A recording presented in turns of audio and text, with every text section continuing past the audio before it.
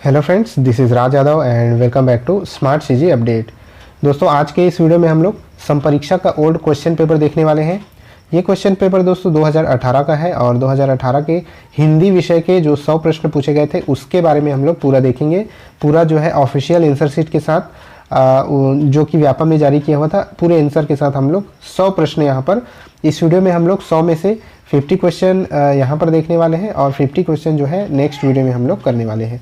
ठीक है, तो ये जो क्वेश्चन है पूरे 50 क्वेश्चन हम लोग यहाँ पर करेंगे। बने रहिएगा वीडियो पर, वीडियो को लास्ट तक जरूर देखिएगा। आगे बढ़ने से पहले अगर आप लोग चैनल पर नए हैं तो प्लीज़ चैनल को सब्सक्राइब जरूर कर लीजिएगा, क्योंकि इस चैनल पर आप लोगों की तैयारियों से और आप लोगों के काम के latest update regular latest time पर अपलोड होते रहते हैं।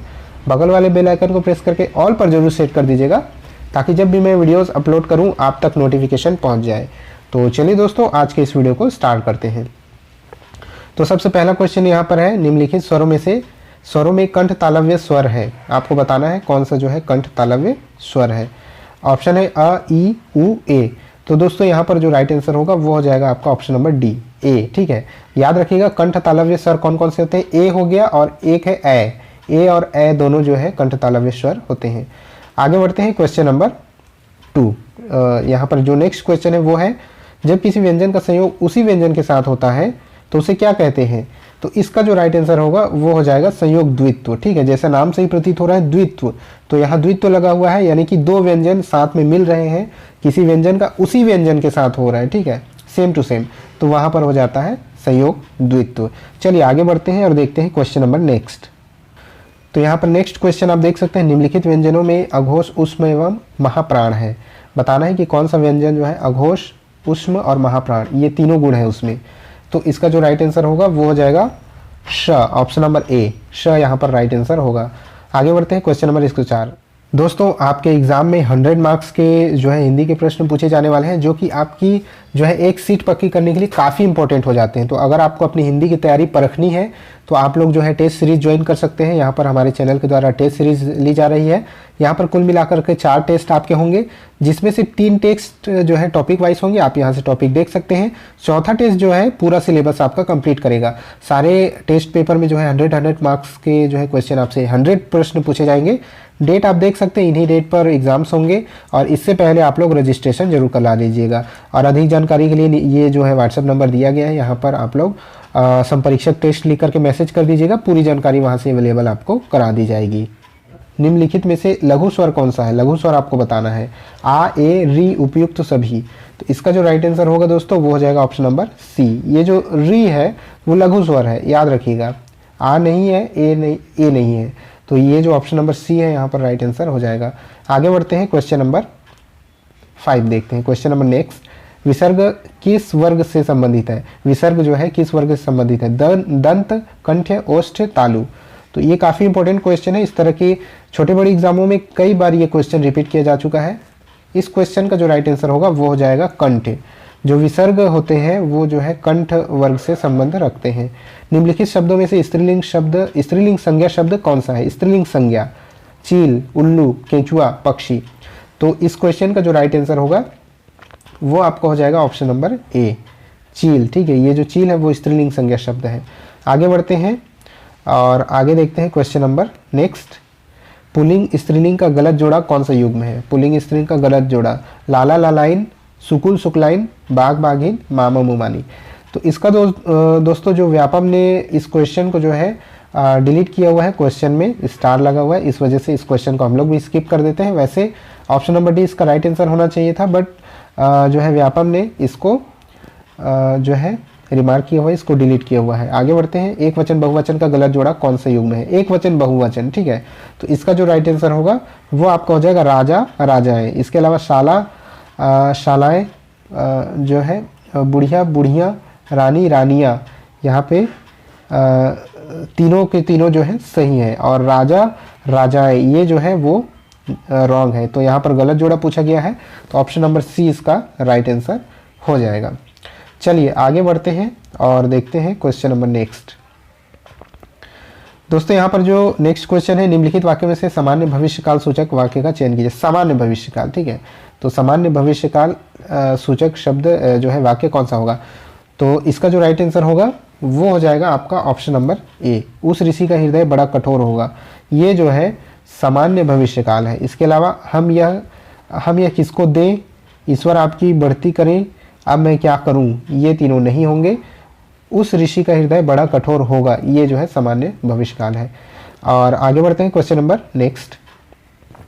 अगर वह आता हुआ तो क्या होगा, अगर वह आता हुआ तो क्या होगा, वाक्य में कौन सा काल है, ये आपसे पूछा गया। वाक्य में कौन सा काल यहाँ पर आपको समझ आ रहा है। तो इसका जो राइट आंसर होगा दोस्तों वो हो जाएगा आपका ऑप्शन नंबर डी, यहाँ पर आपका राइट आंसर हो जाएगा। उपयुक्त में से कोई नहीं, क्योंकि यहाँ पर कौन सा काल पूछा जा रहा है, तो ये जो 3 काल यहाँ दिए गए हैं, तीनों में से कोई काल इस सेंटेंस के ऊपर लागू नहीं होता है। आगे बढ़ते हैं। तो दोस्तों इसके आंसर, क्वेश्चन और आंसर को समझते चलिए और देखते चलिए, क्योंकि आपकी एग्जाम की तैयारी के लिए बहुत ही हेल्पफुल साबित हो सकते हैं। इसी तरह के क्वेश्चन आपसे पूछे जाने वाले हैं, 100 नंबर के क्वेश्चन पूछे जाएंगे। तो आप समझ सकते हैं कि कहाँ कहाँ से क्वेश्चन पूछे जाएंगे, हर एक कोने से क्वेश्चन आपके लिए उठाया जाएगा। निम्नलिखित शब्दों में से कौन सा क्रिया शब्द से निर्मित भाववाचक संज्ञा है। इसका जो राइट आंसर होगा वो हो जाएगा सजावट। सजावट जो है भाववाचक संज्ञा शब्द है। Question number next. तो यहाँ पर जो नेक्स्ट क्वेश्चन है वो है, गुरु ने शिष्य को पोथी दी, इस वाक्य में शिष्य तथा पोथी क्रमशः क्या है। गौड़ कर्म तथा मुख्य कर्म, अपूर्ण सकर्मक क्रिया तथा पूर्ण सकर्मक क्रिया, सजाति कर्म तथा सजाति क्रिया, उपयुक्त सभी। तो इसका जो राइट आंसर होगा दोस्तों वो हो जाएगा आपका गौड़ कर्म तथा मुख्य कर्म। ठीक है, गौड़ कर्म और मुख्य कर्म ये हो जाएगा, शिष्य और पोथी। काला घोड़ा शब्द में काला विशेषण संज्ञा की व्याप्ति को क्या कहते हैं। काला विशेषण जो है संज्ञा की व्याप्ति को क्या कहते हैं।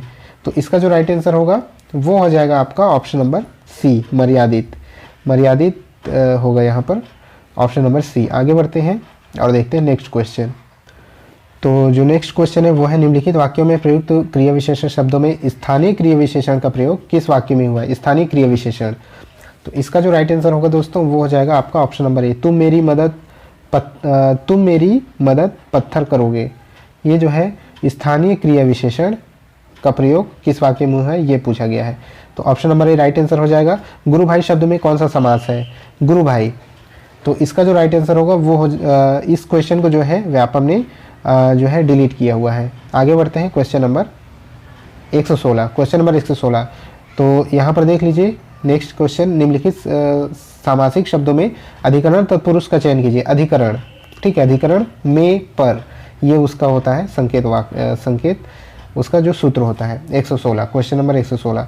तो इसका जो राइट आंसर होगा वो हो जाएगा अधिकरण तत्पुरुष, कानाफूसी। ठीक है, कानाफूसी इसका राइट आंसर हो जाएगा। सामासिक शब्द नीलपीत कर्मधारय समास के किस विभेद के अंतर्गत है, नीलपीत। तो इसका जो राइट आंसर होगा दोस्तों वो हो जाएगा आपका ऑप्शन नंबर सी, विशेषणों पद। विशेषणों में पद इसका राइट आंसर हो जाएगा। क्वेश्चन नंबर 118, निम्नलिखित शब्दों में से कौन सा वैकल्पिक द्वंद्व समास है। वैकल्पिक द्वंद्व, ठीक है, वैकल्पिक द्वंद्व समास कौन सा है। तो इसका जो राइट आंसर होगा वो हो जाएगा ऑप्शन नंबर सी, पाप पुण्य। पाप पुण्य इसका राइट आंसर हो जाएगा। हिंदी में मूल स्वरों की संख्या कितनी है, हिंदी में मूल स्वरों की संख्या कितनी है। इसका आंसर हो जाएगा 4, मूल स्वरों की संख्या 4 है। चलिए आगे बढ़ते हैं, देखते हैं क्वेश्चन नंबर नेक्स्ट। अघोष अल्प प्राण व्यंजन वर्ण का चयन कीजिए। अघोष अल्प प्राण, तो इसका जो राइट आंसर होगा वो हो जाएगा ऑप्शन नंबर ए, क। अघोष अल्प प्राण जो है क होता है। हिंदी में पश्च स्वर है, हिंदी में पश्च स्वर कौन से हैं। तो राइट आंसर होगा डी, उ ओ, बड़ा ऊ छोटा ऊ ओ, ये तीनों जो है पश्च स्वर कहलाते हैं। नेक्स्ट है कौवे की स्थिति के आधार पर स्वर के कितने भेद हैं। कौवे की स्थिति के आधार पर, तो इसका जो राइट आंसर होगा दोस्तों वो हो जाएगा 2।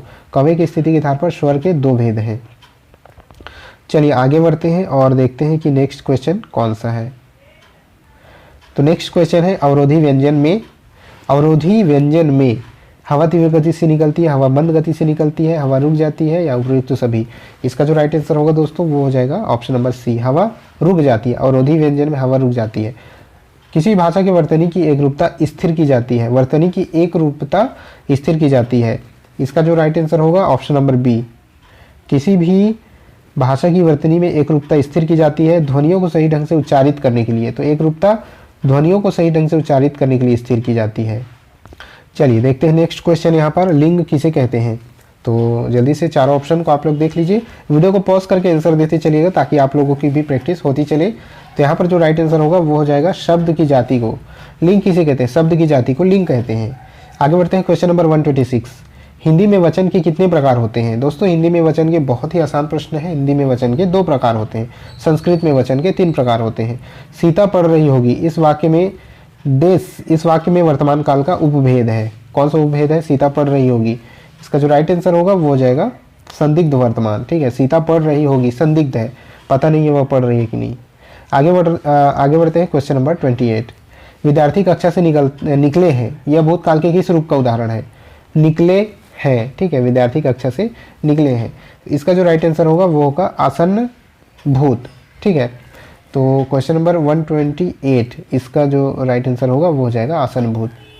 आगे बढ़ते हैं और क्वेश्चन नंबर 129। संज्ञा के रूप में परिवर्तन होता है, संज्ञा के रूप में परिवर्तन होता है। इसका जो राइट आंसर होगा वो हो जाएगा लिंग वचन परसर्ग के कारण। संज्ञा के रूप में लिंग वचन और परसर्ग के कारण परिवर्तन होता है। 130। निजवाचक सर्वनाम का प्रयोग निम्न में से किस वाक्य में हुआ है? निजवाचक सर्वनाम, आप मेरे लिए सिराखों पर हैं, आप भला तो जग भला, आप अपनापन कहाँ है, आज अपनापन कहाँ है, उपयुक्त सभी। इसका जो राइट आंसर होगा दोस्तों वो हो जाएगा आपका ऑप्शन क्वेश्चन नंबर 130। इसका जो राइट आंसर होगा वो हो जाएगा आप भला तो जग भला, निजवाचन। ठीक है, तो आप यानी तुम खुद अगर चंगे हो तो पूरा दुनिया आपके लिए चंगा रहेगा। आगे बढ़ते हैं क्वेश्चन नंबर नेक्स्ट। निम्नलिखित में से कौन सा वाक्य विशेषण रहित है? इसका जो राइट आंसर होगा दोस्तों, यहाँ पर इस क्वेश्चन को व्यापम ने डिलीट किया हुआ है, हम भी इसको आगे छोड़ देते हैं। आगे बढ़ते हैं क्वेश्चन नंबर 132। उपयुक्त व्युत्पत्ति की दृष्टि से धातु कितने प्रकार की होती है? दोस्तों व्युत्पत्ति की दृष्टि से धातु जो है 2 प्रकार की होती है। ठीक है, तो यहाँ पर ऑप्शन नंबर बी जो 2 है वो यहाँ पर सही हो जाएगा। Question number 133। समास का अर्थ है, समास का क्या अर्थ है? तो समास का अर्थ है दोस्तों संक्षेप, संक्षेपण। ठीक है, समास द्वारा संक्षेपण किया जाता है, तो समास का अर्थ क्या होगा? संक्षेप। आगे बढ़ते हैं क्वेश्चन नंबर 134। हिंदी में समास का अनुशीलन निम्नलिखित में से किसके आधार पर हुआ है? हिंदी में समास का अनुशीलन निम्नलिखित में से किसके आधार पर हुआ है? तो इसका जो राइट आंसर होगा वो हो जाएगा संस्कृत व्याकरण के आधार पर हुआ है। द्वंद्व समास के कितने भेद हैं? द्वंद्व समास जो होते हैं उसके कितने भेद हैं? तो इसका जो राइट आंसर होगा वो होगा 3। द्वंद्व समास के 3 भेद होते हैं। चलिए आगे बढ़ते हैं और देखते हैं यहाँ पर क्वेश्चन नंबर 136। लेन देन कौन सा समास है?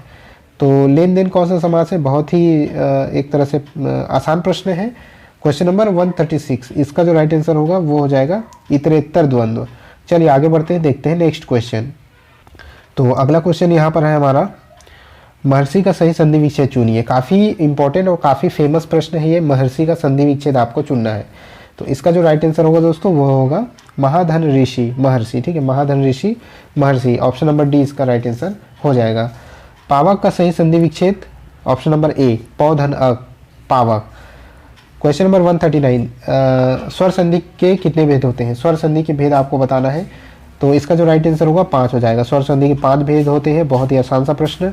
आगे बढ़ते हैं। यदि विसर्ग के पहले अंग हो, ठीक है, अंग हो और बाद में क ख प फ में से कोई वर्ण हो तो क्या होगा? इसका जो राइट आंसर होगा वो आपका हो जाएगा, दोस्तों इस क्वेश्चन को जो है व्यापम के द्वारा डिलीट कर दिया गया है। ठीक है, तो हम भी इसको अभी के लिए स्किप कर देते हैं। आगे बढ़ते हैं क्वेश्चन नंबर नेक्स्ट। वर्तनी की दृष्टि से कौन सा शब्द सही है? तो यहाँ पर एक शब्द दिया गया है व्यवसायक। ठीक है, तो वर्तनी की दृष्टि से कौन सा 4 ऑप्शन में से सही शब्द है वो आपको बताना है। तो ये जो है व्यवसायिक, ठीक है, व्यवसायिक, तो ये जो ऑप्शन नंबर बी है वो राइट आंसर हो जाएगा। निम्नलिखित में से सही वर्तनी का चयन कीजिए। तो क्वेश्चन नंबर 142 सही वर्तनी का आपको चयन करना है, ऑप्शन नंबर सी यहाँ पर राइट आंसर हो जाएगा हथिनी। ठीक है, आगे बढ़ते हैं 143। निम्नलिखित में से किस शब्द की वर्तनी सही है? आपको बताना है किस वर्तनी, यहाँ पर फिर से वर्तनी से रिलेटेड क्वेश्चन पूछा गया है। तो यहाँ पर दोस्तों अनुगृहित, ये ऑप्शन नंबर ए जो है वही यहाँ पर सही वर्तनी है। आगे बढ़ते हैं। निम्नलिखित में से सही वर्तनी वाला शब्द चुनना है। उज्ज्वल का पूछा जा रहा है, तो काफ़ी फेमस, काफ़ी इंपॉर्टेंट क्वेश्चन है। कई बार एग्जामों में पूछा जा चुका है। इसका जो राइट आंसर होगा वो हो जाएगा उज्ज्वल। ठीक है, उ आधा ज व ल, उज्ज्वल, ऑप्शन नंबर डी। अब चलिए आगे बढ़ते हैं और देखते हैं क्वेश्चन नंबर नेक्स्ट। 145, पाठक का स्त्रीलिंग रूप क्या है? तो इसका राइट आंसर क्या होना चाहिए? इसका जो राइट आंसर होना चाहिए वो हो जाएगा पाठिका। ठीक है, पाठिका इस तरह से लिखा हुआ, छोटी की मात्रा रहेगी। मिठाई शब्द का एक वचन से बहुवचन रूप है। मिठाई शब्द, मिठाई का बहुवचन कैसे बनेगा ये आपको बताना है। तो मिठाई का बनेगा दोस्तों मिठाइयाँ, इसको याद रखिएगा, option number C right answer हो जाएगा। चलिए आगे देखते हैं नेक्स्ट क्वेश्चन। क्वेश्चन नंबर 147, निम्नलिखित वाक्य में काल संबंधी शुद्धिकरण कीजिए। काल संबंधी शुद्धिकरण आपको करना है। तो यहाँ पर सेंटेंस दिया गया, वह खाना खाया है, वह खाना खाया है। तो इसका जो शुद्ध वाक्य क्या होगा? काल संबंधी 147। तो इसका जो राइट आंसर होगा दोस्तों वो हो जाएगा उसने खाना खाया है। ठीक है, उसने खाना खाया है, ये राइट आंसर हो जाएगा, ऑप्शन नंबर ए। और नेक्स्ट क्वेश्चन है, निम्नलिखित वाक्य को शुद्ध करके लिखिए। निम्नलिखित वाक्य को शुद्ध करना है। घोड़ा के पानी पिलाओ, घोड़ा के पानी पिलाओ। तो इसको भी आपको शुद्ध करना है। तो इसका जो राइट आंसर होगा वो हो जाएगा यहाँ पर आपका ऑप्शन नंबर सी, घोड़े को पानी पिलाओ, ये आपका शुद्ध वाक्य हो जाएगा। चलिए देखते हैं नेक्स्ट क्वेश्चन। तो यहाँ पर हमारा क्वेश्चन नेक्स्ट है, भारत शब्द संज्ञा के निम्नलिखित में से किस प्रकार को बतलाता है? भारत शब्द जो है संज्ञा के किस प्रकार को बताता है? तो इसका जो राइट आंसर होगा दोस्तों वो हो जाएगा ऑप्शन नंबर डी, व्यक्तिवाचक संज्ञा, क्योंकि भारत एक ही है, कोई दूसरा भारत यहाँ पर अवेलेबल नहीं है। अगर यहाँ पर देश पूछा होता, ठीक है, देश पूछा होता तो वो हो जाता जातिवाचक संज्ञा, लेकिन यहाँ पर भारत पूछा गया है तो वो हो जाएगा व्यक्तिवाचक संज्ञा। क्वेश्चन नंबर नेक्स्ट जो है 150, निम्नलिखित वाक्यों में से सर्वनाम का सही प्रयोग कीजिए। सोचता हूँ कि हम इस दुनिया में रहने के योग्य नहीं है। तो इसका जो है इसमें पूछा जा रहा है सर्वनाम शब्द, सर्वनाम का सही प्रयोग।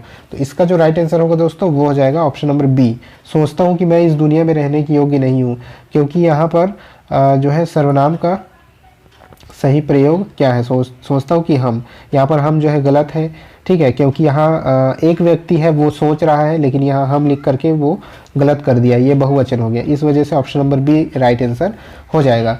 तो चलिए ठीक है दोस्तों, आज के इस वीडियो में हम लोग 50 क्वेश्चन किए और इसके बाद आगे फिर से आने वाली वीडियो में हम लोग 50 क्वेश्चन फिर से करेंगे। तो चैनल को सब्सक्राइब जरूर कर लीजिएगा अगर आप इस चैनल पर नए हैं तो। ठीक है, तो जैसे कि मैंने बताया कि अगर आपको टेस्ट सीरीज़ लेनी है तो नीचे डिस्क्रिप्शन बॉक्स में आपको डिटेल मिल जाएगी कि टेस्ट सीरीज़ आप कैसे पा सकते हैं। काफ़ी इंपॉर्टेंट है क्योंकि 100 नंबर के आपके हिंदी के प्रश्न आने वाले हैं। तो अपने आप जांच सकते हैं कि हिंदी में आप कहाँ तक खरे उतर पा रहे हैं, और अगर आपकी अभी भी कोई कमी है तो टेस्ट देने के बाद आपको समझ में आ जाएगा और उसके बाद आप अपनी तैयारियों को उसी तरह से कर पाएंगे। आई होप ये वीडियो आपको पसंद आया होगा। लाइक कर दीजिएगा, शेयर अपने दोस्तों के साथ जरूर कर दीजिएगा। मिलते हैं नेक्स्ट वीडियो में, तब तक के लिए जय हिंद।